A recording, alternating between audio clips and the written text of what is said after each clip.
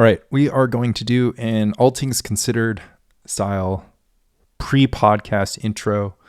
I feel kind of crazy these days. I've been talking about sort of the same subject for 2 weeks. Talked about it on the last podcast with Aaron. I'm about to talk about it here again with Mike.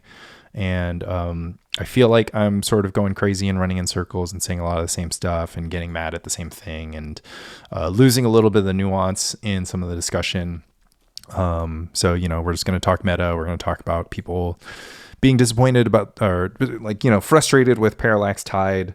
And, I'm going to say some crazy stuff. Congrats to Aaron Dix, of course, for winning the Midwest Pre-Modern Championship this year with Replenish. In this podcast, I'll have some words to say about Replenish.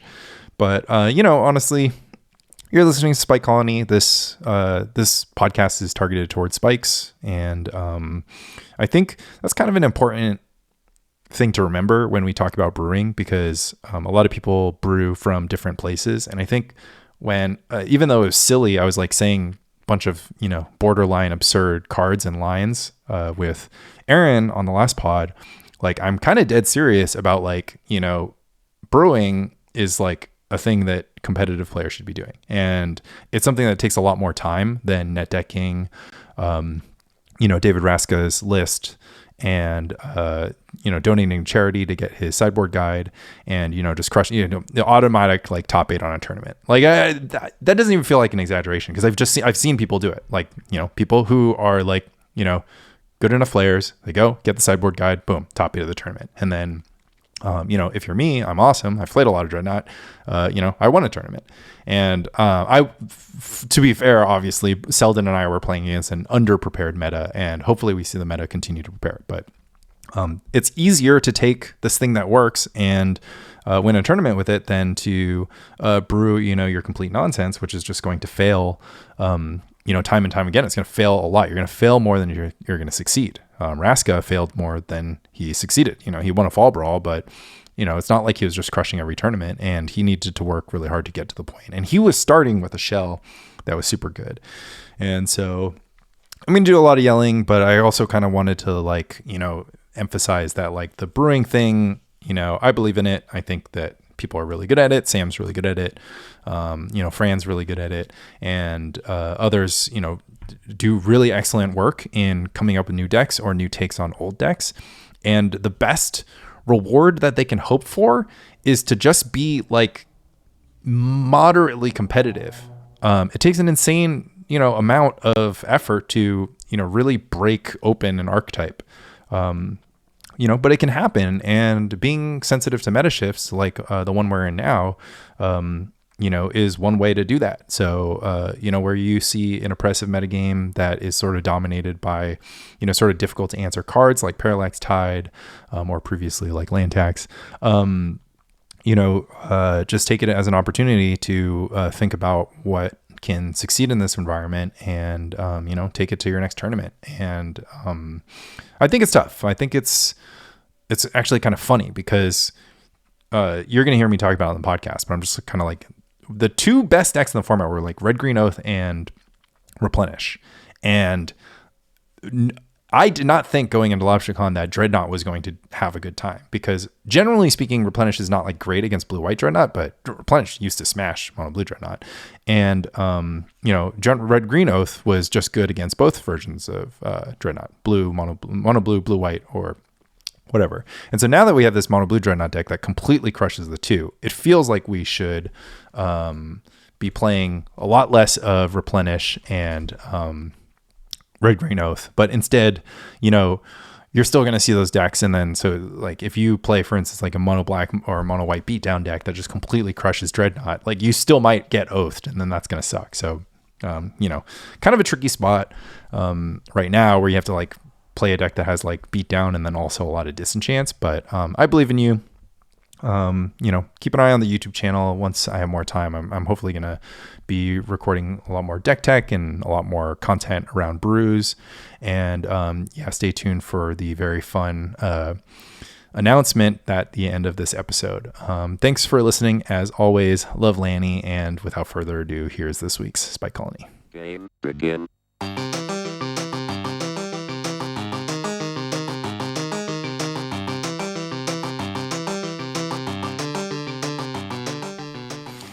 Hello and welcome to the Spike Colony podcast. I am here with Ace King suited, Michael J. Flores. Suited? I'm really never getting out of this hand. There's just no way. And betting. Bet. Actually, I'll use Lanny language. Chick. You slow baby, the bastard. Chick this chick yet. Chick. You can't believe what fell. All one pre-modern players born after 1999 have already tuned out. Okay, good. Sorry, Itai. Now that we've narrowed the crowd.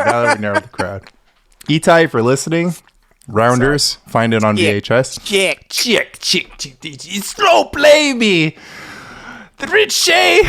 He slow play me. He hold it back. He has 2 dreadnoughts in hand. He don't cast it. Cast it. He PS. Counter spell. Died. Oh man, I did such a savage Rich Shay at the meetup this week. I was playing against Dell on Enchantress. It was 12-12. I was the only person playing 12-12. No, you were not. There was blue-black. Black 12-12 in the bracket.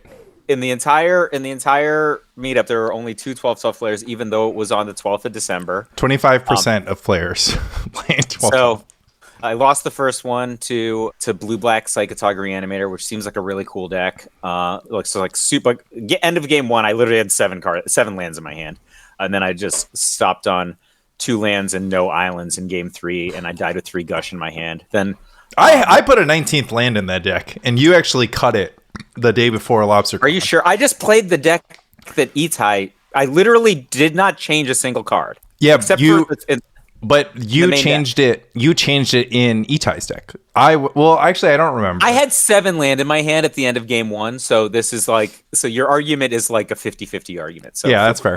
That's fine. Okay. Yeah. Also, I didn't have any islands in game 3, so I had 3 Gush in my hand and just died with them that I could not Gush with. But anyway, but I mean, gushing with your only 2 islands is like not a winning play. Would have been better than. Right, but it's still not a winning play. It just still doesn't result in getting beat down, right? So, but my game plan was sweet. I won game 2 by siding out all of my meddling mages and one of my dreadnoughts and just winning with the brain freezes. So I did the coolest Rich Shay in the last round against Enchantress. We split the first 2 games. Game 1, I just got the dreadnought combo on turn 2 with Vision Charm and this won. Game 2, he got the pillow fort, right? He just has solitary confinement. And I'm like, I'm probably not going to win this game. So also Disenchant seemed horrible, so I sided in the 3 Disenchant that you had, and they were just horrible because he just cast Replenish, and then I was just like, wow, that was horrible.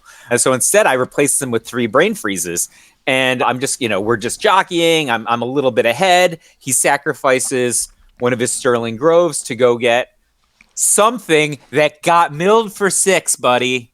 Whatever it was, I think it was an Enchantress's Presence because I had already Meddling Maged Argothian Enchantress, and I milled him for 6, but I hit 2 Argothian Enchantresses in that mill. But it was still savage because I counterspelled his Sterling Grove with value, in my opinion. And so my game plan was just to win by milling, and then he conceded. It was sick. Get him. We love that's the Rich Shay, right? Just counterspell their tutor effects with Brain Freeze. Yeah, he did it to me. Did it to me in the PSS. I had no choice. I had an Enlightened Tutor in hand, so I had to it's just a cool play. Yeah. Against any deck that has Enlightened Tutor type effects, including Sterling Grove, just side and Brain Freeze. You always have the Vision Charm out too. You do, which is much fun. And sometimes you mill them. So that's my story for the week. That's the thing about this format is we used to build things. You remember? Some people still do. Remember when we used to build things and people just don't want to. We're just getting a Kim Kardashian up in this joint. The kids just don't want to. They don't want to work anymore. I mean, I got Sam Black into the format by making a blue-green kind of Oath land still tab. Yeah, you used to build things too. He came in, You used to build things too. That's the point. Name a player. They all used to build things. Dave Raska still builds things. He built something. Yeah, Dave Raska still builds things.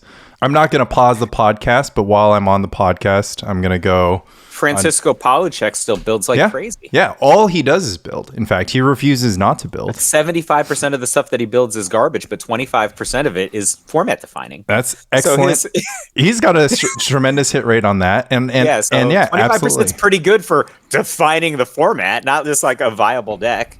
Yeah. So that's the crux of my sort of like, people's discontent with pre-modern. I had some spicier words to say at the meetup around. I mean, I built some decks and they just weren't good enough. Like I built that deck that I said was going to beat everybody at LobsterCon. That was like Buried Alive, Dreadnought, Sutured Ghoul. Like it could win on turn 1, but it just actually never didn't win any games when we tested. This is like, but this is like actually a perfect example that you bring up. So you had a Buried Alive, Sutured Ghoul deck, and with Dreadnought and with Dreadnought you had everything. So basically, what happened was Doomsday. Flint had Angry Hermit with Doomsday added, and you basically were just like, well, we can just play Buried Ghoul with Doomsday, so now we can win with turn 1. Buried Ghoul, we can win with Doomsday, and we can win with Dreadnought. So we have like the triple threat. And I had Zombie Infestation, right?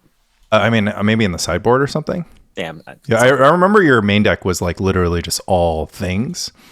And we kind of, went around the block with that. And what ended up happening was we played like 5 matches against just Red Green Oath. And you won the last match and you're like, well, this is the only match that counts. Yeah. And I was like, okay. But the deck that I'm trying to bring up is a Buried Ghoul deck, which is the one that won the Massachusetts Quarterly, which I currently can't find on TC decks, and as a result, won't be able to shout out the pilot by name. But what I will do is pull up my podcasting app, perhaps the one that you're on. And if you're on that podcasting app, and I know that if you're on the podcasting app, you just pretty much already follow every pre-modern podcast and listen to all of them. But Nick Balzano is winning the third largest non-LobsterCon weekend tournament of the year in North America with a Buried Ghoul deck. We just had Eternal Weekend, in which Survival Black-Green, Survival Roxer, whatever you want to call it, a invention by one Phil and a bunch of numbers. Phil bunch of numbers. And LobsterCon itself, I mean, the Raska deck is close enough to a brew. Obviously, it's not like I said, it's pink peppercorn shrimp. It's just a little bit spicy. And it's so strange to me that the talk of the town right now is Parallax Tide when you can't play Parallax Tide decks are just bad right now. They don't beat anything unless it also contains Dreadnought in the deck. Well, I mean, Replenish is a Parallax Tide deck. Yeah, it just gets annihilated by Dreadnought now.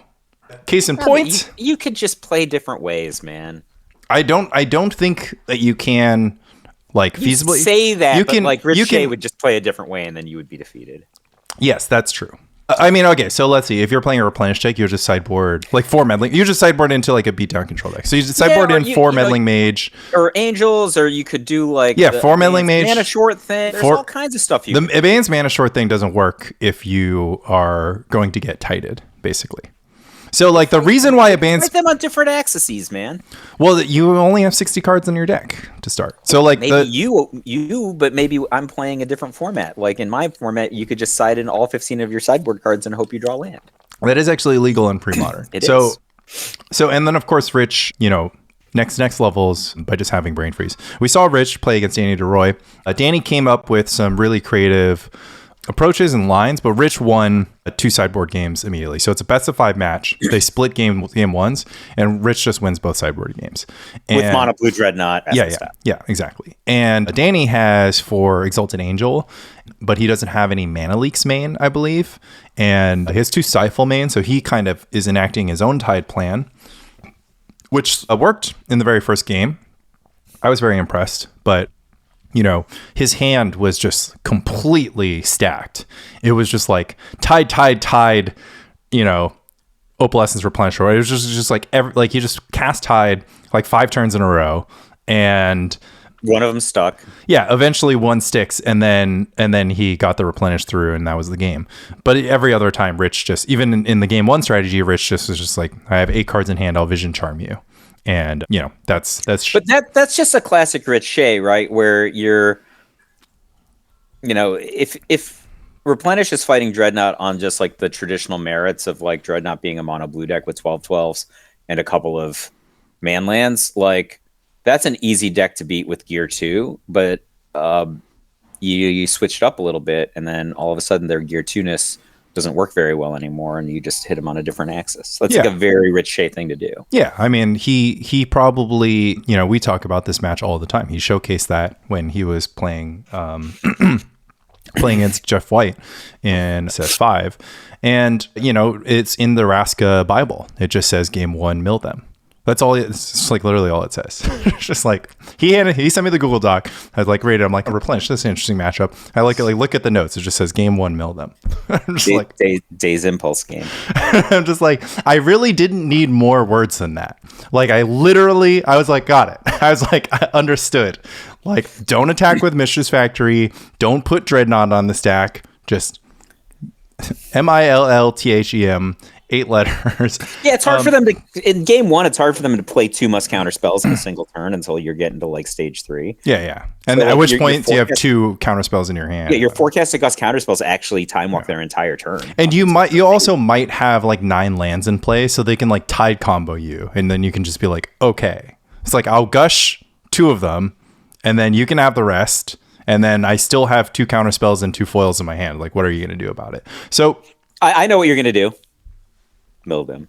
Yeah, mill them. So this is like the thing is just like it, like I'm just kind of like, Replenish is like, I would never play Replenish. Like I was just I would never play Replenish right now. Let's just agree that Replenish reached its cultural apex. Oh, I don't know.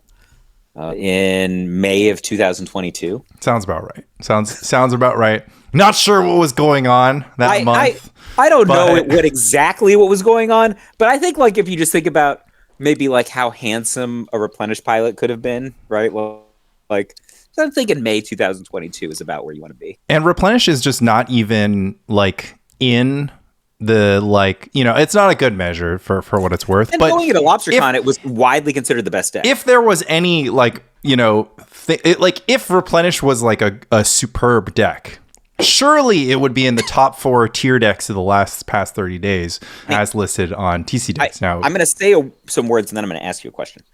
For words I'm going to say is when I picked Wyatt Danger, we're going to go with Wyatt Danger for my LobsterCon top 8. I need, obviously he was like, you know, 9th, 10th on day 1 and 9th, 10th on day 2. Part of the reason for that was when I was on the Replenish side and Wyatt Danger was on the Oath side, he kept beating me, including games that he mulliganed to 5 and I had like a Sabo's Web. And I'm like there is clearly something going on here that, you know, the mainstream media doesn't want us to know, right? The mainstream media is feeding us this line about Sabo's Web or about the dominance of Replenish. And then I separately was testing Replenish against just 12/12s against Luis Not Vargas, and 12/12s were winning, and Luis Not Vargas just switched to 12/12 from, you know, he was planning to go with Replenish. It was supposed to be the best deck going into LobsterCon, and when we actually rubber hit the road in our own testing, it didn't win the games against the deck it was supposed to beat when it drew Sabo's Web. That was the thing that was bothering me, you know. And I'm on the Sabo's Web Replenish side. I have 3 words for you to explain this phenomenon. What is that? Ace King suited. Replenish just misses the flop like 40% of the time. It just completely misses the flop. You just like pick up your 7 cards. So many levels. The thing that I was going to say is I can't, you know, a lot of the time I'm just like, oh, that's just nonsense data, or like people are, you know, donkeys or whatever. But I'm the one who literally is on the Replenish side with a certain 2 Sabo's Web when my opponent just played Treetop Village and then I'm losing the game. Yeah. Right. Like if that's happening, that means that this isn't actually. So I think it's a flip. I think it's a flip. And the reason why it's a flip is that if Replenish draws a number of lands that's like going to happen greater like 50% of the time, right? So it's like very simple. If Replenish puts 4 mana sources into play and they stick and soul lands count for 2, right? It wins. And if Replenish doesn't put 4 lands into play, then it loses. And you can probably just draw a bell curve. Like, who cares about Sabo's Web? Just board up to 30 lands in your deck, and you'll just never lose to Red Green Oath on Replenish. And honestly, you'll not lose to Red Green Oath with most of your decks, because what are they doing? They're just porting you. Me like a year ago, and I'm just like, before it was the Red Green Oath deck and it was the Green White Oath Pollution, I'm like, this deck isn't good, right? And then I didn't say it's not good. No, you're right. Brand's just like, oh, but I never lose, and I'm like, that's true, but I feel like everyone must be donkeys because I'm playing this deck and it's just so bad in every way. And like, if any of these things happens, you lose, right? And now you're just like listing a common thing that might happen. Well, it's not a common thing. I mean, there's just not that many decks that have 30 mana sources. No, I'm just like no, but Black-White control. There are lots of decks that can hit 4 lands and you didn't disrupt them because your deck is all air. Well, right? Your deck is just not mono air. Well, so I mean, that's fundamentally like I said, I've said this about Red Green Oath. Red Green Oath is somehow flood beats screw. Like screw beats flood, right? Because you have more gas. But this is actually just flood beats screw because your flood is like negative flood. You're actually just mana screwing your opponent for as long as possible. And the easiest way to defeat mana screw is to just open up your opening hand and you've got 5 lands in it and you're like, I'll keep. So, I'm working on something, so I want to write like one good article a year, right? Like when I say like a good article, I mean like one. Yeah, like a Hall of Fame. Yeah. Yeah, like one a year. The thing I'm working on right now is I think it's better than Who's the Beatdown. Not like there's nothing that will ever be better than Who's the Beatdown, right? Because of when Who's the Beatdown happened. Like Who's the Beatdown is not like a great written article, right? But like when it happened, it was like it's important. Like literally, it's just about Burn versus Suicide Black, right? Like, so just like this theory I have is better than the Who's the Beatdown theory, which is that games are either about resources or about time. And you can manipulate a game being about resources or about time if you know which side your opponent wants to be, basically, right? And so that's a very Who's the Beatdown thing where like control decks want the games to be about resources, and conversely the beatdown decks want the games to be about time, because like if I can win real fast, then you don't have enough time to get your resources and bury me, because given enough time you'll bury me, right? Like that's sort of the Who's the Beatdown thing.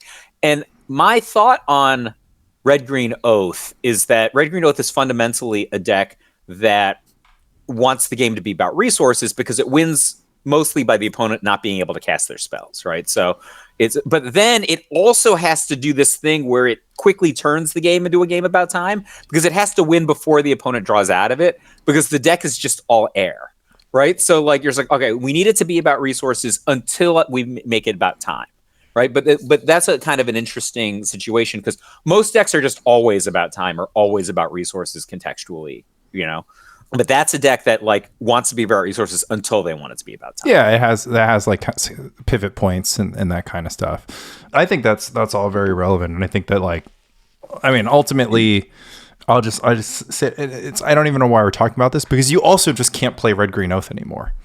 Like if you're going to build an Oath deck, it has to be better. It needs to defeat Mono Blue Stifle. As straight up the most vocal critic of the whole family of Fran's 300 mana source Thermokarsts decks, right? Or not even like Oath. You can literally name all of the cards that don't relate to mana on one hand. It's Pyroclasm, Oath of Druids, Sylvan Library. So Call the Herd in the sideboard. So every other card is concerned with mana. I in some ways love the fact that it has like Snow-Covered Forest and Thermokarst, which we have analyzed to be just like completely stupid, because you literally just own yourself in the mirror like as a result. I think I'm historically the most vocal critic of this, and I will say this. The whole you and Selden notion that like that's like an 80% matchup on the 12-12 side it's not that bad. right? On what basis do you say this? You haven't played it. You just literally can't say this till you played it. Go play it. Go play it. Go put some money on it. All right. Just go. 10 matches. Every time you tell me to put the money on it, I win. I just want to point that out. That's not even true. That's literally not true because you've never actually done it. Oh, really? Regardless, go There's find like a whole film of me fire blasting in response to a curse scroll activation. I mean, that was like a 75 card mirror, and I had no horse in that race. I just wanted to see blood. But that's neither here nor there. Go find a friend. I'm not saying it's great. I'm saying it's not 80%. 80% is really high. Yeah, I understand. I understand, but the point is I have more of a leg to stand on because I've actually played the matchup. And this is actually the overall bone to pick that I have with like overall pre-modern, which is just like play the fucking game. Like build a deck and go and play the game.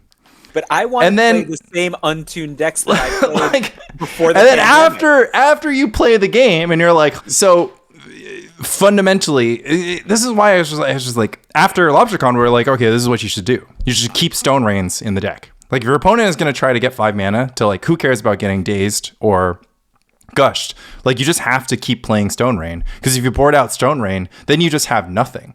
Then you're literally just like going to put Sphere of Resistance in play, and then they're like, okay, well, you're gonna get instead locked under your own Sphere of Resistance. That was funny. Yeah, but here's like the rub is just like that is just always going to happen. You need to evolve. You have to adapt. It's like adapt or die. And that's why I'm just kind of like, can we please like live in the present and just like stop talking about like Replenish and Red Green Oath like they're playable decks anymore, because they truly aren't. They just literally aren't. They've been down, like they're downgraded to like tier 1.5 status, or if you want to use S tier, they're downgraded to A-. But like you should just be like, okay, like these decks are less good, so we should play Terrageddon, so we should play Survival Madness, so we should play Goblins. This is way more cyclical than linear. Like you're talking about something like time is only moving forward, but I think to some degree in this closed format environment we're in, like time is moving in. That's propaganda. That is total bullshit. You literally you said you couldn't play Mono Blue Dreadnought. Yeah, but everything about that deck is that's why it's adaptive. Like it's not a cycle. We didn't return to playing Lotus Petal turn 1 Dreadnought. Like we didn't return to playing anything that was played in the Fall Brawl of 2022. Like none of this looks anything like it was before. If you take the top 8 decks like from popularity, from win rate, like if we somehow had access to Dana, if you just like made the aggregate winning decks from 2021 and like compared them to like 2024, you'd be like, oh, there's a lot of same cards. It's like, oh, I see we're still playing Terravor. I see we're still stifling Dreadnoughts. I see we're still replenishing, enchantments into play. But all of those decks are very different. And in order for anything to move forward, like they need to continue to be different. So like a year ago, I thought the dumbest thing that you could do in Replenish was put Meddling Mage in your sideboard. But now it might just be like the only thing that you should do. Why is that? That was always a thing that you could do. Why was it dumb? Because it didn't favorably interact with things that were good against like Replenish, right? Because like Meddling Mage is good because you can attack control decks that are also stopping your thing. I don't think that time is a circle, but maybe I misspoke because like you absolutely did misspoke, and you just triggered me because I'm tired of hearing every single time there's like a deck, somebody's like, oh, looks like somebody's buried aliving Crows and Cloudskipper and Sutured Ghoul. Like, well, it turns out in 2017, in the Dark Ages, I did that first, and I just want everyone to know that this is returning to the thing that I invented. I'm just like, fuck out of here. Like, who cares if somebody had a weird idea in a bad deck 3 years ago? Like, that's not interesting, right? I think that some stuff is cyclical to a degree, but I obviously I think decks get better. They get more tuned. But what I really meant to say, and cyclical might be not a good word because it does sound like time's moving in a circle, is that like a lot of the stuff is very context driven.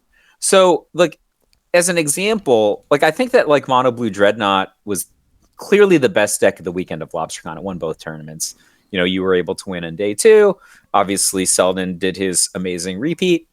But like if that's a known quantity and people are like operating in a certain way, like Blue-White Dreadnought just becomes better than it ever was before. Like that's a thing that will naturally happen, right? And so at some point you're just like, well, is Blue White Dreadnought a fundamentally better deck than Mono Blue Dreadnought? Well, I don't know. Maybe I don't. Depends what you think a fundamental is.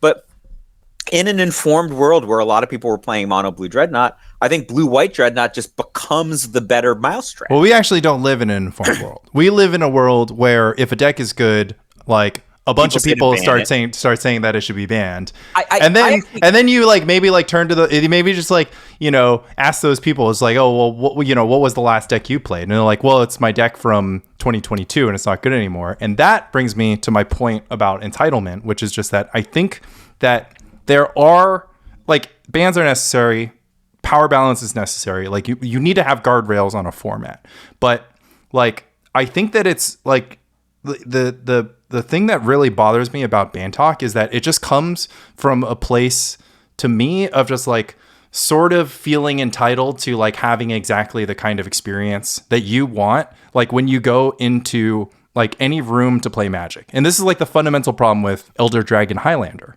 which is just that like you picked out 100 cards that you like playing with them, and there are the experience of playing with them brings you immense joy. But there are like a few things that make it impossible for you to enjoy your deck. So that might be like Rhystic Study or Armageddon or Telepathy or Jeweled Lotus. Who the fuck knows? So I don't understand any of the things that you just said, and I'm guessing that I understood more than our average listener. You've curated a like nice little group that you play with, and you play, and every single time you have the experience that you want. But then you go and you battle strangers, and they're pulling out all this like Parallax Tide combo, like turn 2 12/12 shenanigans, and like all of a sudden you're not having fun. Now, I think that it is important that like I think that Flint said it, that was when we had the tax roundtable, was just that like the tide had turned on land tax. Like basically like enough people were out there saying that we're having no fun, that it was just kind of like, okay, well, talk about a philosophy of bans for 3 minutes. Well, no, I just let me close the loop on this. So like, and at the time I basically had the same thing. It's just like, I just feel like the attitude towards the tax, like, regardless of its power level, like it's certainly a powerful card. Like I knew it was a powerful card, but like what really bothered me was just like this entitlement to just being like, okay, well, like I'm gonna go sit down to play Magic. It's like one person wants to play land tax and one person wants to play like deck that dies to land tax, and it's just kind of like, where do you draw the line between like who gets to say who gets to do what? Because at the time it wasn't just like land tax beat every single deck, and at the time, if we wanted to talk about decks that land tax didn't beat and that also just beat every deck, like Blue White Dreadnought was one of them. But that's like neither here nor there. But I was at least sensitive to the idea of just kind of like, okay, well, what's going to happen is tax is very powerful. It's underplayed for how powerful it is. More people should play it. If more people play it, there's going to be more mirror matches. Tournaments will drag on. Like, hostile to new players, like, okay, whatever. But now the same thing's just happening with Tide, where it's just kind of like, okay, well, no, I don't think that's true at all. I would let me just first I want to talk as a baseline about the philosophy of banning, because I think most people don't even understand it. I actually think you don't understand it. So there's the one, I want to talk about the philosophy of banning, and then two, I think that you and I are just never going to see eye to eye on the land tax thing. I don't know why, but I want to talk about the philosophy of banning. Okay, most people have an idea that some cards are too powerful. They use the word broken often, which doesn't mean anything, right?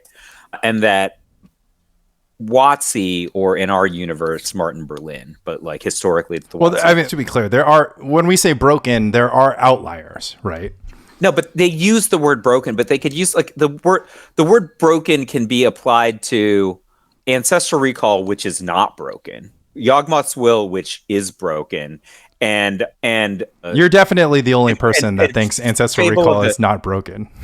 Ancestral Recall is a card with an excellent rate. It is not broken. It is too powerful. It is not broken. It does not change the rules of how you play Magic the Gathering. Like Fable the Mirror Breaker is a more broken card than Ancestral Recall, although Ancestral Recall has the highest rate. I already hate where this is going, but keep going. So, it doesn't matter if you hate it or not, but people actually don't understand the philosophy of banning. I am going to educate people about a thing that they think they understand. They just don't understand, right? the first part that WotC, and I don't know, maybe as an extension in our universe, Martin Berlin, have not evaluated bands this way in more than 25 years, right? It used to be WotC was just like, oh, we're trying to find out if Mind Over Matter is the broken card or Time Spiral is the broken card. That's not even the question they ask anymore, right? Because it doesn't matter, right? So when you start talking about like entitlement about land tax and stuff, you're living in a universe of bans that hasn't happened for more than 2 decades, right? But people, incidentally, the end point of pre-modern is 2 decades ago. But no, go on. There were. As it turns out, 2 decades ago was about 200004 when they started printing these cards with funny borders. No, there were more than 6 years of the pre-modern age after they stopped banning like this. That's actually what I'm saying. Like in the pre-modern age, they weren't even doing this anymore, right?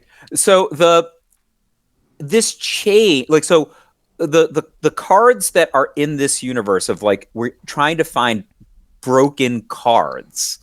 Mind Over Matter is probably the last broken card that they banned, right? Maybe Mind's Desire, which was like 2003, but I don't even think so. I think they were actually past already. What the philosophy of the band changed to diametrically was the idea that we want to cultivate a format that people play, right? And the emblematic time that they did this was 20 years ago, Lanny, right? When they simultaneously did something which was insanity at the time.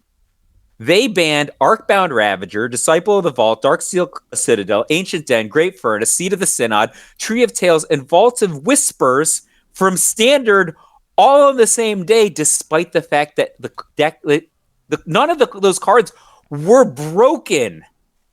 Not a single one of those cards is broken. In fact, you can play Arcbound Ravager in Modern, and you've been able to for years, and nobody does. They banned... Who did Tree of Tales ever bother? I actually asked Aaron Forsyth, I'm like, what offensive thing did Ancient Den ever do to anyone? And his answer to me was, we looked at the data, and fewer people played in tournaments last year than they did the previous year for the first time ever.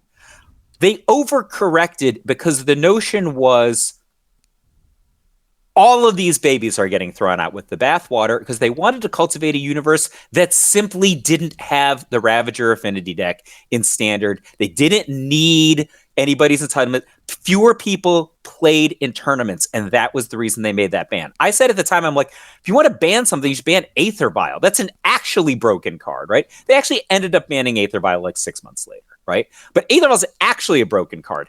Ancient Den is not. They banned Ancient Den and like 10 other cards on one day. None of those cards is broken. They don't care if cards are broken. They want to cultivate a format that people play. And that's one of the reasons why the land tax ban is uncontrovertibly correct. There's no way that pre-modern would have grown the way that it did if land tax hadn't been banned. Like, I'm sure of that. I think I probably would have been sick of it and would have quit playing. And I'm a crazy pre-modern player like you, right? Well, you play twice a month, but yeah. I think about it all the time.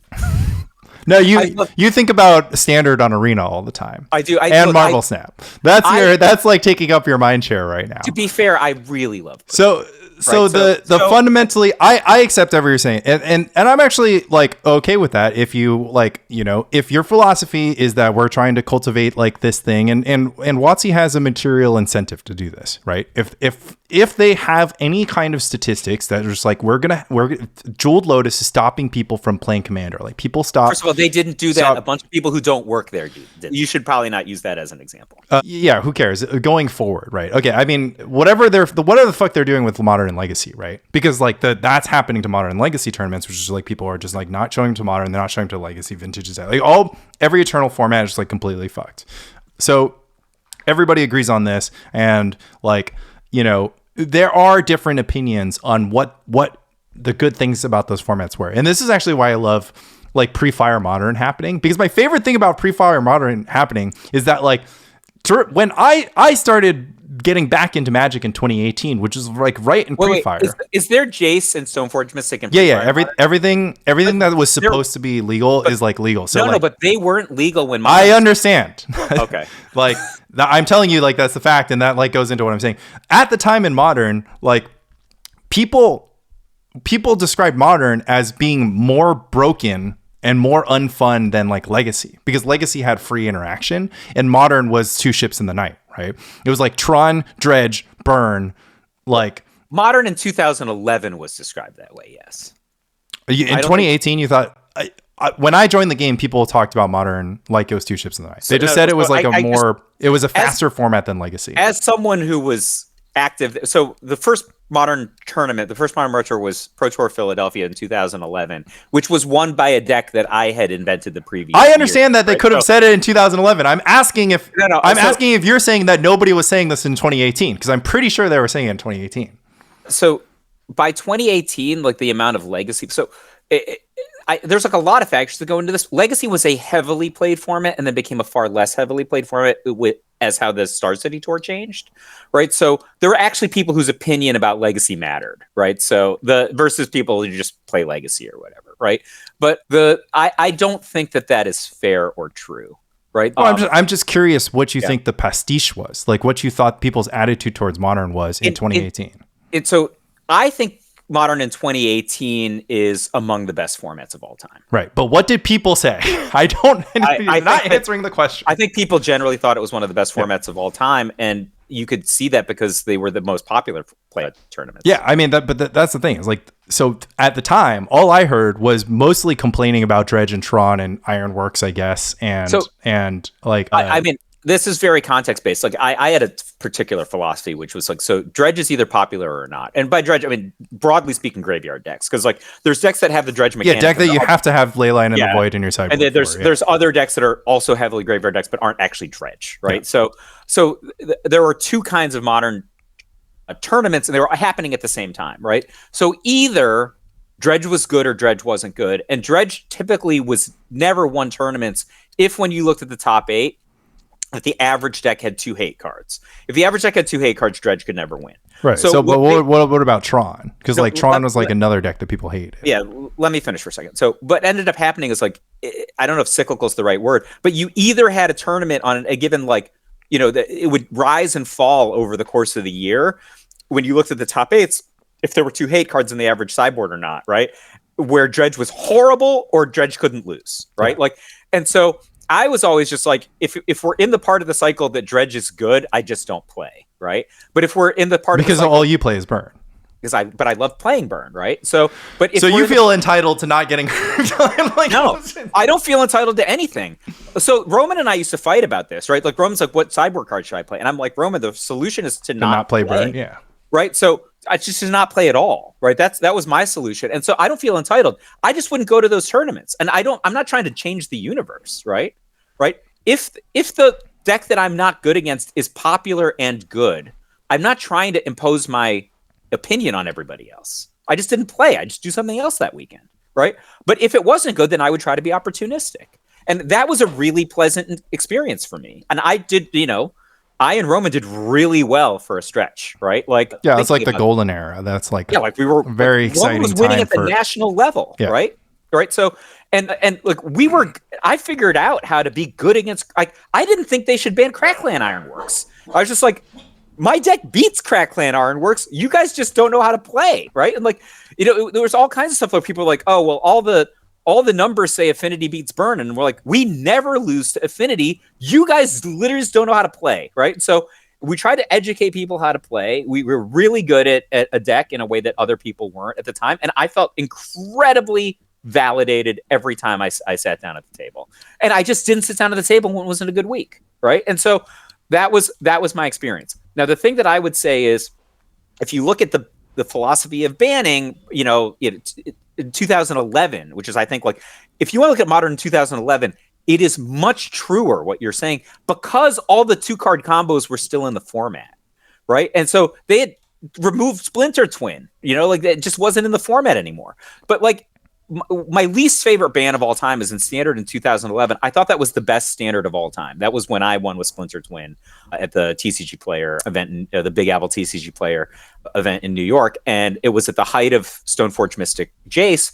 And then they banned Jace and Stoneforge Mystic out of Standard for the same reason they made all those bans for Affinity. There's just like, nobody, like, there's a 37-person PTQ, right? And like, people aren't playing, and I hated it. I felt entitled from this perspective. Maybe I actually think you'd agree with me. I'm like, this is the highest skill, lowest variance, most rewarding Standard I've ever played. I don't have like an absolutist argument for it. Like fundamentally, let me Yeah. The reason why, like, my whole talk around tax is that, like, if it reached a point that like tax was as popular as Cawblade or Oko, or I guess Fable the Mirror Breaker, or whatever nonsense, like, you know, thing, because like pre-modern in many ways is very similar to like sort of solved Standard formats. There's like roughly the same amount of cards in pre-modern as like a modern, like as a contemporary closed format thing.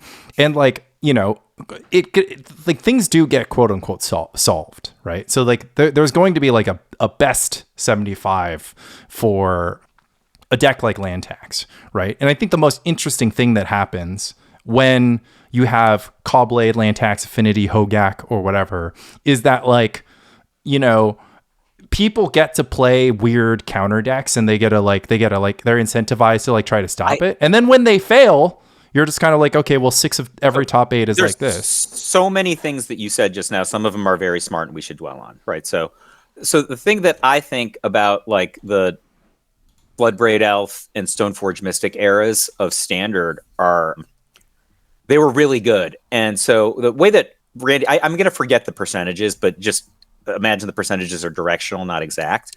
That like WotC wants it to be that like the better player wins 75% of the time. Yeah, sure. Right. So it's about, and that's about right.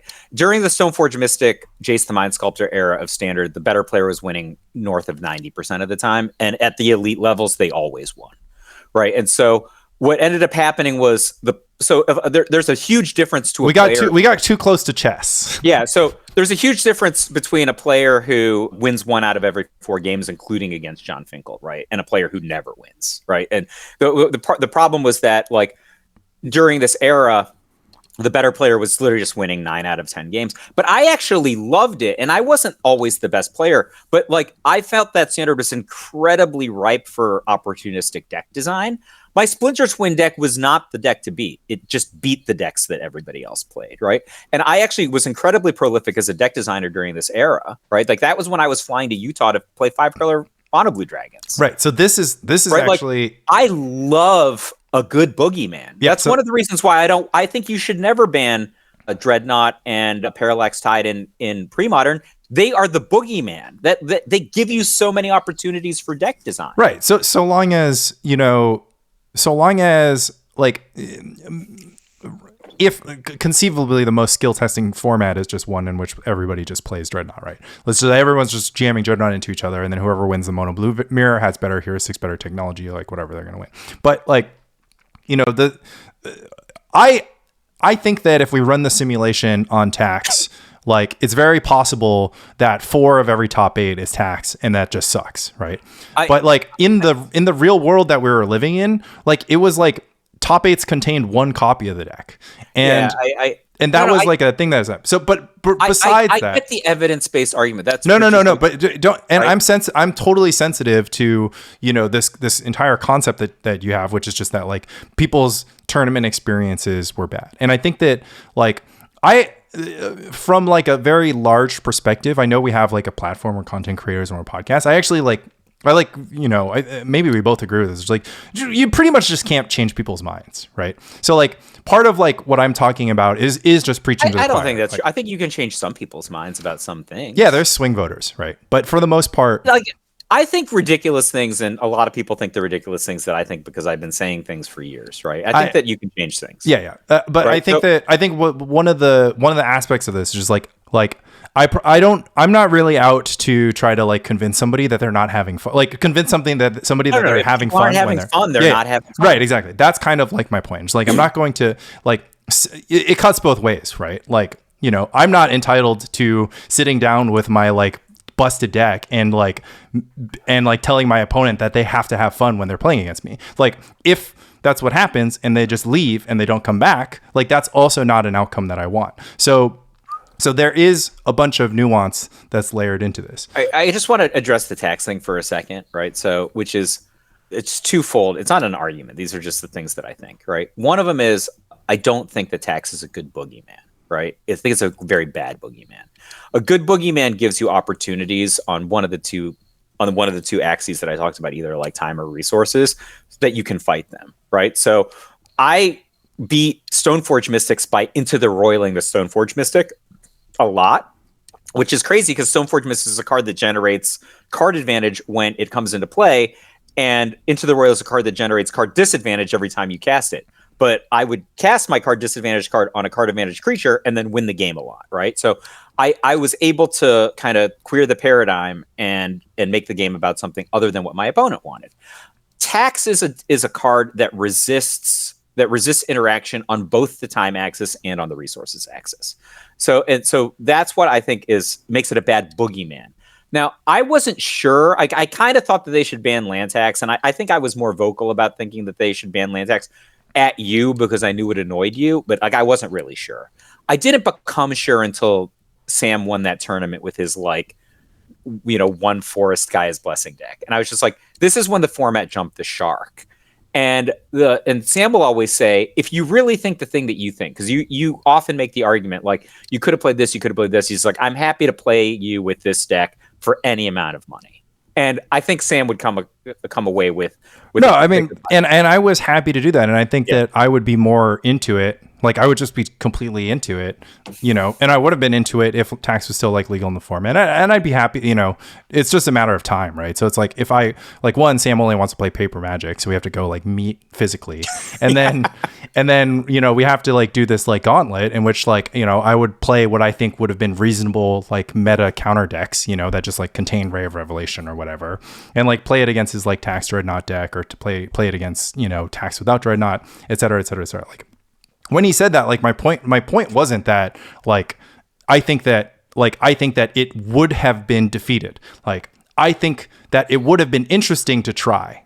Like, that's just the bottom line. It just would have been interesting if like, we actually had 6 more months of tournaments where it was just kind of like the metagame. Like, I mean, like, that was like the thing is like the Sam's deck existed for such a short period of time that people didn't even have time to copy it to like see if it would do it again, right? Like, that's like that part bothers me. But like, again, it just depends on on what matters to you or what your banning philosophy is. Like, absolutely, if it's just kind of like, oh, like, I had this like same feeling that anybody could have had after LobsterCon, which was just that like, okay, the same 75 like won both tournaments, right? So like, next time I sleeve up a tournament, I probably have to play against this deck. And if you don't want to do that, if that's like not your idea of a good time, like, you sort of can't avoid it so long as you're playing in an open field like Magic Online, maybe the Pre-Modern Monthly or the Fall Brawl, and maybe the next. Well, no, I'm just saying after LobsterCon. It's just like, oh, okay. You understand what I'm saying? It's like, when this huge deck wins, it's easier to net deck the deck than to like pick up a counter deck and like figure out what beats the deck while still maintaining its qualities of being playable. And like, that time is brutal. Like, that time is going to be a painful time for the format. And that might be something that we're in, but like, one of the things that just like super bothers me is just that people are just like complaining about Replenish. It's just like, okay, why are you complaining about Replenish? Just like, why? Is it because beats on the stupid deck they like? Yeah, I mean, is it just because it beats the deck you like? It's just like, so it was like, why are you like? It just seems very inelastic, and it's just kind of like, if we cater to, we have to find a balance, right? But I think that we're overcorrecting. I think that it would be an overcorrection to protecting inelasticity to have a ban philosophy like this. And I hope that Martin doesn't have that ban philosophy. I think you just end up, depending on what position you take, you just end up with weird results, right? So I played a deck at LobsterCon last year that I felt was good against land tax decks and was also good against Dreadnought. And I ended up with 3 unintentional draws, right? Like, that's the I didn't want to have that experience again, so I played Burn this year, right? Like, I just feel like there were certainly decks that were competitive against Dreadnought and Mantax decks, but like you get other taxes as a result of choosing. Yeah, I mean, there anything that's like outside of like, with the actual battle, the actual matchup that's happening out, like that's other things, right? But we're not really. I mean, we're kind of experiencing that like as a format. There's plenty of like actual round time issues, and it comes from like these blue mirrors and like splitting a bunch of fact or fiction piles just like crashing into each other, and like the fact that none of the win cons are any good. So like if you just like draw a bunch of cards, and your opponent draws a bunch of cards, like you guys are just never gonna finish the game. Where do you want to get to? Right, we can just like take turns shouting at each other for 2 hours. I think it's actually interesting to be that Blue Dice point, but like I don't know. I part of me is just like trying to talk it out, just because like I'm trying to like figure out like, what this is. And part of me is a real frustration because like, I want people to be happy, and I want the format to grow and flourish, and people to like get to do the things that they like. And then I want there to be an element of you just being like, oh, I haven't played in a few months. And you're like on the way out to the meetup, and you grab a deck box, and like you enjoy the time that you have grabbing the deck box that you grabbed, whatever was in it, playing against whatever people could possibly bring to the meetup. And if that stopped happening, then that would be a problem, right? If that stopped happening because you show up to the meetup and there's 12 people there and 9 of them are playing Tide, and your deck just can't beat Tide. So you're just like, well, like I invested all my wife credit on this Thursday night hang, and I just got annihilated in 2 straight, and I just didn't even want to play the third once I knew my opponent was playing Tide. So if that happens, but that happens, like I would like those people would rather get annihilated by 3 different things. Like that's the important thing. 2 years, I don't remember. I don't know how long we've been doing this, but 3 years ago, was it? Like I won more than half of the meetups, right? Like I literally just Strone won more than half the meetups. This year, I don't remember the last. I think the last meetup I won was in March or something. Oh, actually, no, I won one last month, right? But it had been a while, right? I actually just don't care if I win anymore, right? Like I literally just want to go to the brewery. It's like SWB said. I actually had more fun hanging for an hour, Yeah, there's just the chill time, yeah. Just the chill time. And like, I love playing pre-modern, and these people have become my friends, right? Like, I just could care less if I win. I mean, I care, there's a good story or not. Sometimes we uncover some good technology. But like, I used to really care. Like, the first meetup I ever played in, we added a round, and I lost to Cam in the last round. And I was so salty, right? Like, I just don't want that experience anymore. Like, the first time I met Bill beat me, right? Or we drew. I think either he beat me or we drew. But I was just sure that I was going to win the meetup, right? Like, I just don't get salty at meetups anymore. Like, I'd just much rather have this experience, just not caring. Yeah, and there's like, I think that's also just because like at the time before, meetups were like literally all you had, and now meetups are like more of a chill time, and then you get to like clench your butthole, at the next 1K, which is just going to be around the corner. It's like guaranteed to be around the corner, so you just like didn't have to worry about that kind of stuff. But like I just feel so strongly about this because like what I see in pre-modern is like, there's like still like a ton of opportunity to like do something interesting or do something cool and bring it to a tournament. And I think one of the things, and this was Mike Harris said this on the pre-modcast, he's like, oh, if you bring a brew to the monthly, you can't expect to get more than X wins. And I'm just kind of like, well, Phil Nguyen is just top 8'd the Fall Brawl with literally his Thawing Glacier's theme deck. I mean, it has Oath of Druids, but I mean, God bless Phil Nguyen. Yeah. Don't you dare say a word against Phil Nguyen. So there's elements of that, but I'm just kind of like, well, that's true, but like you might bring that brew again, and then you might get one more win, and you might bring it again, you might get one more win. It's like you might change some cards in it. Yeah. Like the red green, survival deck wasn't built in a day. The blue Dr. Surf and Turf was built in months and months and months. Like it was built in a year. And sorry, what did I say? I mean, Black Green Survival. Black Green Survival deck wasn't built in a day. Just won the that one Eternal Weekend.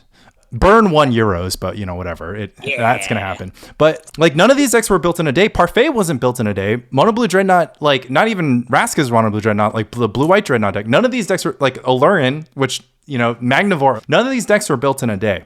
So like, I just think that like, the way that I would like to see people approach the format is like not this kind of like doom and gloom. There's just like very powerful things that you're doing. It's like a bunch of. It's like fixating on what's not viable, right? Point out to you that you're the entitled one right now. You want to shape other people's experiences. That's why I said I know that I can't change people's minds. But what I can do is offer monetary incentive to all the brewers out there. I know you're supposed to get my live and so because I don't know what you're about to say. I am officially announcing. No, don't do it yet. I want to say something and then you can say it, right? Because you've said this to me and then Lan also said this to me. I used to be a prolific deck designer, right? Yeah, you used to build things. And like now you just build standard decks. Like if you want me to build pre-modern decks, ban Mog Fanatic. Like, honestly, ban Mog Fanatic, and I will get so salty, and I will probably come up with something. You'll probably just quit the format instead so that you can play, standard Mog Fanatic, which is like a 4/1 with first strike and haste, and it deals 10. Standard Mog Fanatic is a 1/1 pirate with haste, and he has to tap to deal the 1, okay? He's just worse than regular Mog Fanatic, but he does have haste. All right. So this is what we're going to do. We get an amount of money per month, and by we I mean me. I don't give Mike any of it. It's like less. It's right now. I think it's less than $50. And thank you to all the supporters. So what we're going to do is the official Spike Colony Brewer of the Month bounty thing, sweepstakes.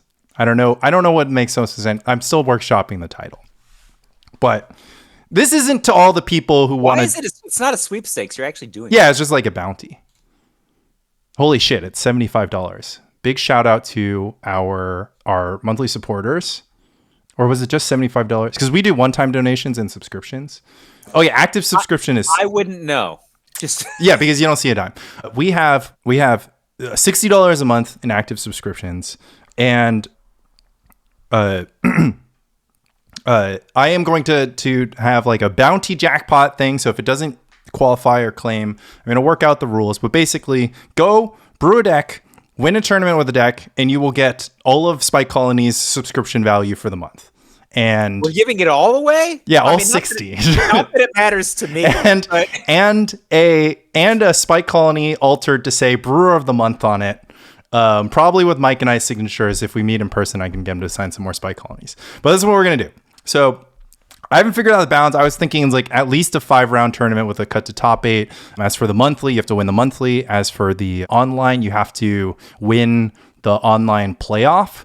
And as for what's a brew, we might just do the like, it when you see it. But I would say like roughly... I think it's just like if I don't think it's a brew, it's not a brew. Yeah, I would say that I would be more inclined to be like lax on the thing, but it's gonna be like we'll collect the candidates over a month and then we'll just like choose, right? So if like somebody adds Survival of the Fittest to a pre-existing good green deck and then somebody else does Mind Over Matter, I don't think there would be any gripes if we give the whole kit and caboodle to Mind Over Matter. But figure out the details.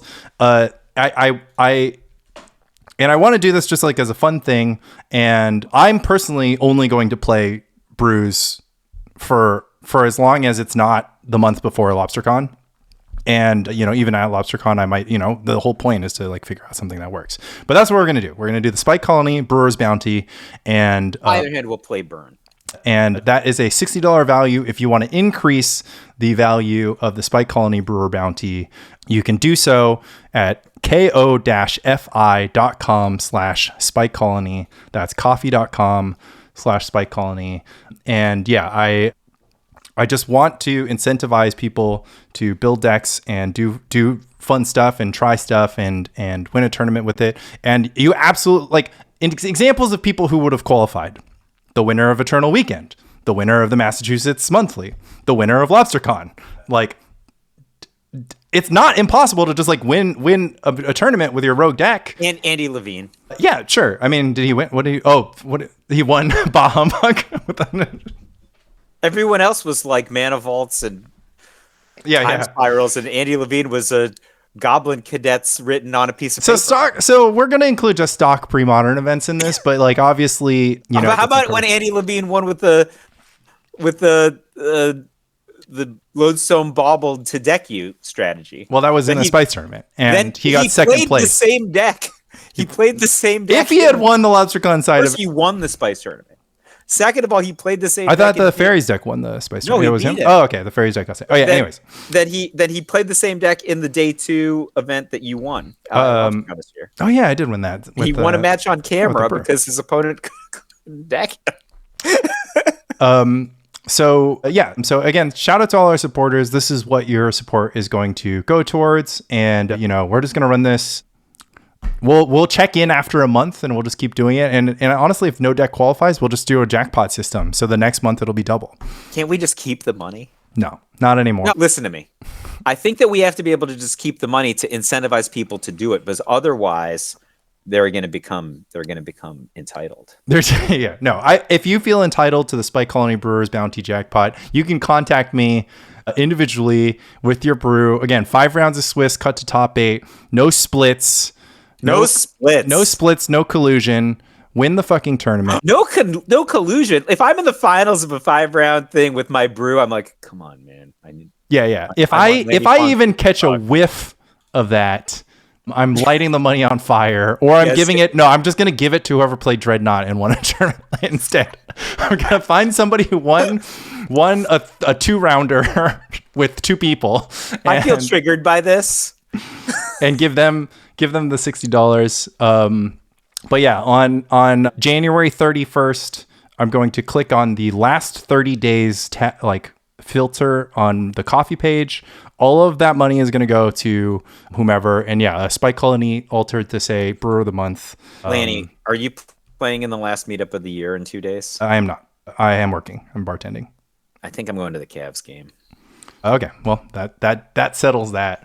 So yeah, Brewer's Bounty, and honestly, this is just like maybe I end up proving the haters right, and nobody can brew a deck anymore, and nobody claims a bounty for 6 months because Parallax Tide keeps winning every tournament. You've personally done so much impressive brewing in the format. Remember, I said you were the best deck designer. You weren't. I was wrong, but you were lying. But I did say you were. There was some no, and I actually that's how I feel right now. Is that I played the Iggy Pop deck. I played Mono Black Zombies. I've been splashing around, trying to get active. I haven't had as much playtime, but when I play, every time I want to play, I try not to. I'm trying to play a different deck. I had to play Grotog at the meetup because of the deck box thing. It was just the deck box that I have. If I didn't. If I had other stuff built, I probably would have just played Storm or something interesting. If I had Iggy Pop built, I would have just played that deck. But I played 12-12 because it was literally 12-12. I would have preferred to play Red-Green because of the season. Yeah, right. I mean, it's Christmas Land versus National 12-12 Day. When I say Red-Green, I mean Call of the Herd and Ball Lightning. I'm not a crazy man. But yeah, I mean, overall, just go out there and brew. I've been having fun. I mean, Fran has his Magnivore Oath video, and I'm one of the things I will say about a brew is just if it's a brew, I think one of the things is if it's just not on the Spike Colony tier list, then it's probably closer to a brew than not, right? So if it's so what is the difference between a brew, especially a successful brew, and just some terrible deck? Because I hate just some terrible deck. Well, it's not a terrible deck if it just wins a 32 person tournament, right? What's some terrible deck to you? Remember when I made non-idiots? That was in reaction to idiots posting their terrible decks and feeling. I mean, if it wins a tournament, then it's fine. Yeah, I guess that answers the question, almost in and of itself, right? Yeah. But if some person out there wins a tournament with Rifter, it just stops being a terrible deck, right? But they haven't done it. That would never happen. They haven't done it yet, so it's just a terrible deck.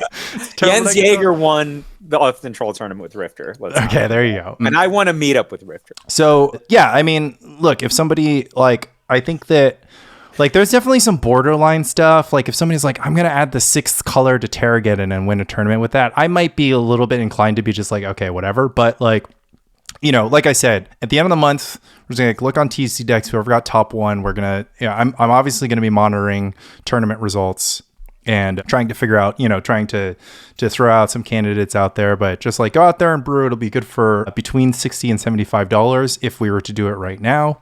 But yeah, I mean, I don't know, like the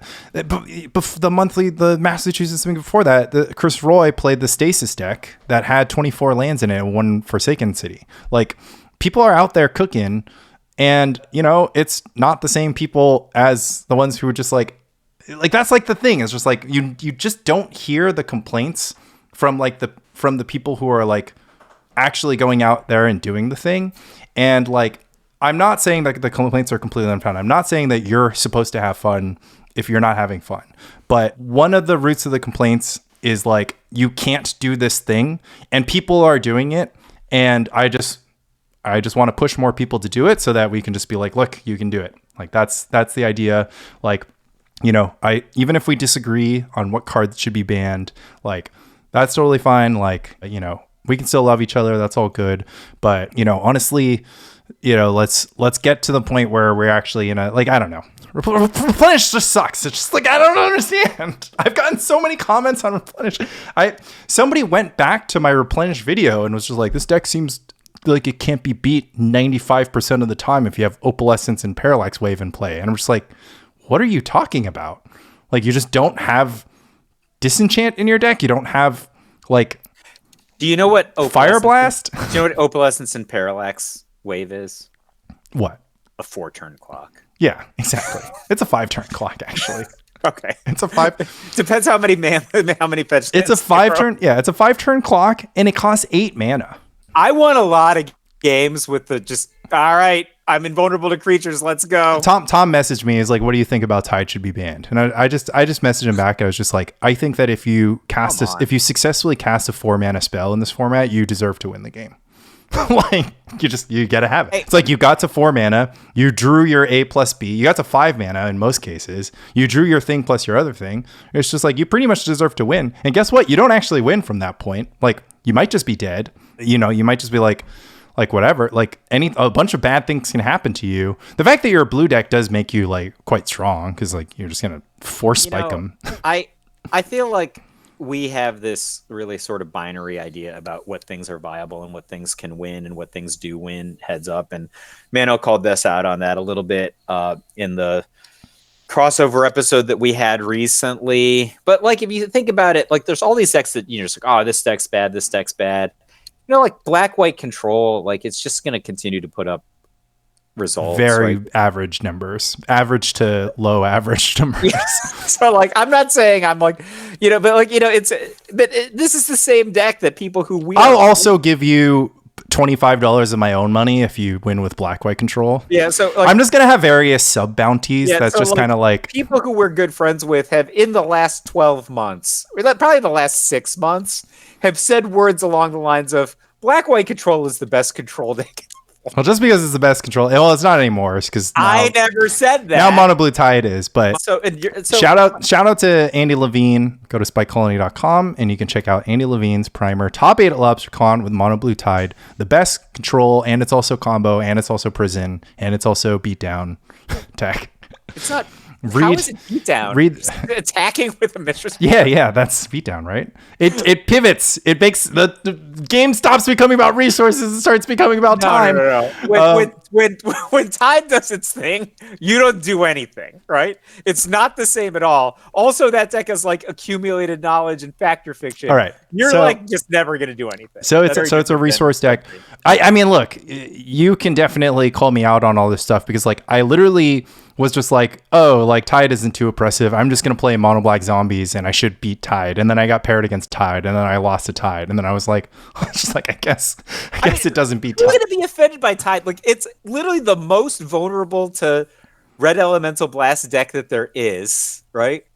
That's the other thing I want to write about. So this is my other like banger of the year. I want to write about leverage in Magic the Gathering. And I feel like there's this notion of leverage that like the good players all play with an eye towards leverage, and no one's ever talked about it. I think like the highest leverage card is probably like Hydroblast, and like the second highest leverage card is probably like Pyroblast. And like, look, we just talk about things in terms of like how much mana they cost in terms of what they're trading with, and or like how many cards they get in terms of what they're trading with. But like a Hydroblast against a Goblin Lackey, a Hydroblast against Jackal Pup, a Hydroblast against a Fire Blast, and a Pyroblast against like a Stifle on a Dreadnought are so different. And like they all generate different amounts of time and cards, right? It's so cool to think about this. But it's hard for me to make this to a theory that people can understand. Yeah, I mean, there's definitely some vibes to it, but that's why we have measures of cards and mana. Yeah, it's but just like Pyroblast your Tide is just, it's pretty good. Yeah, but like Pyroblast your Goblin Lackey is like draw 9 Black Lotuses. Like that's actually what that is. Well, it's right? like I drew 9 Black Lotuses. Your opponent drew negative. Like your opponent just didn't get to draw their 9. It's not exactly like, the same. Your opponent like discards 3 Black Lotuses, right? Like, but then like Pyroblast your Jackal Pup is like gain 8 life, right? Like. Like that's so cool. But then, like Pyroblast your Fire Blast is like gain 4 life, your opponent discards 3 cards, right? Like there's like, you know, it's and like it's like all for 1 mana. So cool. Yeah, I mean, but there's like all kinds of stuff like that all throughout Magic. I mean, there's freaking Annul, which goes insane. Annul is a good one, you know. But we'll close. I mean, I hate that I dedicated 2 podcasts in 2 consecutive weeks, but it just kind of like I basically yeah right. You have no memory. What? But I listened to your podcast last week. It didn't have me. I took the gloves off for this one. For Aaron, I was just kind of like, okay, we're just gonna like pal around. For this one, the yelling is just like I just am super heated about this, and I know people are heated in the opposite direction. It's like yeah, I get it. Like I don't agree. We don't see eye to eye. Maybe we'll never see eye to eye. But just like who's we? Me and you? You and the idiots? Me and just like I don't know anybody who thinks that Replenish is like still a playable deck. It lost to Black Green Survival actually, which was like okay. Replenish is obviously a playable deck. like.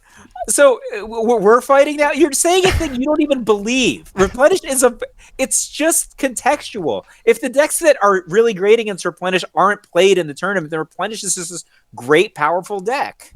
It's like super contextual. That's what I was trying to say. It's not cyclical, right? It's just like Mono Blue Tide is not the best deck if a lot of people are playing. Mono Blue Dreadnought is not the best deck if a lot of people are playing Blue-White Dreadnought. Yeah, right? Well, Rich, who formerly couldn't win a tournament to save his life, got second place against Tin Fin's Buried Ghoul combo. But there were, of course, 2 Replenish in the top 8 of that tournament. There was Replenish in the top 8. There's Replenish everywhere. Obviously, Replenish is a Replenish. I guess like it's like that's just like a me thing where it's just like I just like have a vastly different experience playing with and against the deck where I'm just kind of like, yeah, sometimes you just get crushed by it, but like sometimes you get crushed by Ace King suited. But guess what happens most of the time? They have to mark Ace King. They completely miss the flop because B says you're not allowed to keep it. Yeah. It's like oh my god, they top pair, top kicker. What are you gonna do? It's like, oh, and I lined up the 2 pair against them, and they hit a straight. Like, what am I gonna do? What gets you? It's fucking middle pair. Yeah, but like, you never get your ace. You never get your king. But yeah, it's like, Ace King suited is the 3rd best hand in the game. Like, it's totally understandable. Push on queens. How about that? All of it. Yeah, I'll take the flip. Here's my chips. I'll take the flip, especially if I have a suit, right? If I have both suits, you're like Ace King of Hearts, and I've got 2 black queens. Like, I have queens. That run out all my chips. Yeah, Let's go. Yeah, I don't know. I'll maybe just like try to spend some time trying to figure out if I'm even playing the same pre-modern. I guess people come at this from different contexts. Like some people have like this idea, like you play a different snap than I play. I do play a different snap than I play.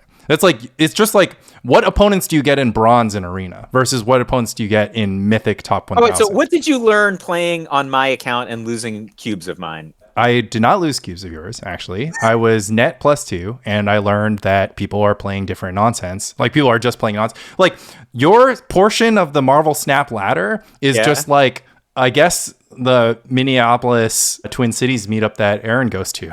where people are just playing, Formula Dragon. And he's just like, goes there and he's like, well, I 3-0'd with Burn, but they all took a game off me. And I'm just like, that sounds about right. It's like, yeah, so like my expectation with 3 games playing Arnim Zola, random nonsense, got like stuff in Snap. But here's the thing, like, this is actually the beauty of it. It was just like, so you're inside of 1,000 on the Infinite Lab. Yeah. So I just want to finish the thing. It's like the thing that I actually really love about Aaron's story is that it just seems that his group is just unbothered by the presence of powerful decks, right? They're still just going to play the thing that they play. And by the process of tinkering, they're still going to make it better. And this is like the thing. It's just like a collaborative process. Like if you just play your like buried alive whatever deck, it's probably nonsense up until the time that like you talk to like somebody who just like helps you unlock it, right? I thought in 2022 that the Grotog deck, the starting 60 for the Grotog deck just couldn't change. And I was like very, very wrong about that. Now you're just basically a Call of the Herd Swords to Plowshares mid-range deck that has Gush. It sounds tasty. But yeah, I've seen your cards. Final 10 minutes because I have to go pick Ryan up from the train. What are you going to David's? I think the plan is to eat and then go to David's after we're done eating. What time are you going to go to David's? I'll text you when I leave. Oh, this party started half an hour ago, but it's going to go late, so I didn't want to go too early. Yeah, it's gonna go all night. I mean, we literally can't. Ryan's not here right now, so anyways. But that's the night plan. A shout out D-Tao top 4 finish at Eternal Weekend. Also hosting a party tonight that we're going to. By the time this goes live, LobsterCon signups will already have been live. So check out any social media. Are you going to sign up for me like you did last year? I would prefer that you signed up for yourself. What are you, not my dad anymore? 10 a.m. tomorrow. Check out. At least text me to wake up. Any social media platform that the Duress Crew is on, which is all of them. Pre-Modern Facebook, Pre-Modern Discord, Duress Crew on Twitter, Duress Crew on Blue Sky, Duress Crew podcast show notes. What if we're all still at David's at 10 a.m. Then we can remind Yeah. Then we can remind each other. I don't think that's probably going to happen. Go out there and brew. Spike Colony Brewer's Bounty. The current value of the Brewer's Bounty is $65. If you want to donate to the Brewer's Bounty, then head over to coffee.com/Spike Colony. I'm very happy to give this money back to the community, at least not the ones that I've already collected, but thanks to all our supporters. And, maybe, I don't know, maybe Tide ends up getting banned, like whatever, I'll still play, but nothing needs to get banned right now. I mean, I'm inclined to agree, but like if people hate it here, then obviously, whatever, the bottom line, I don't want people to hate it here. So I feel like when they did the ban, like, first of all, I hated the bans of Stoneforge Mystic and Jason the Mind Sculptor because I thought the format was really good. But like when you have 37-person PTQs, like WotC has to. Exactly. Like if LobsterCon ever went down in numbers, or like the Massachusetts Monthly went like meaningfully down in numbers, and like they weren't capping out every single time that they did it, then I would take a long, hard look in the format. And, all that stuff is totally reasonable. But yeah, have fun out there. Love Spike Colony. Love Mike. All right. And thanks for listening. Check out, we'll start the Brewer's Bounty on January 1st, 2025, and then we'll run it until LobsterCon, right? So we'll just do January 1st, best brew in January, or winning brew in January.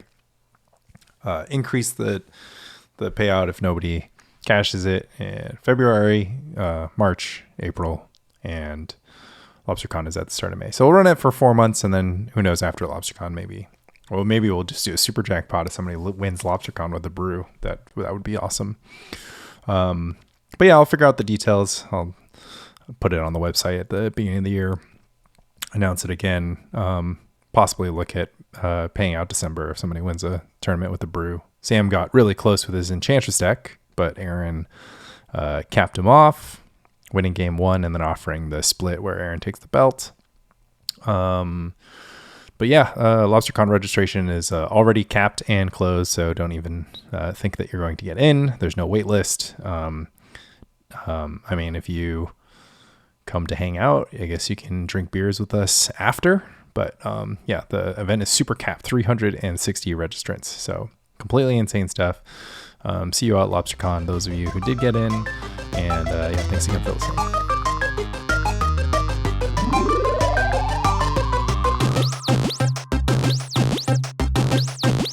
Game over.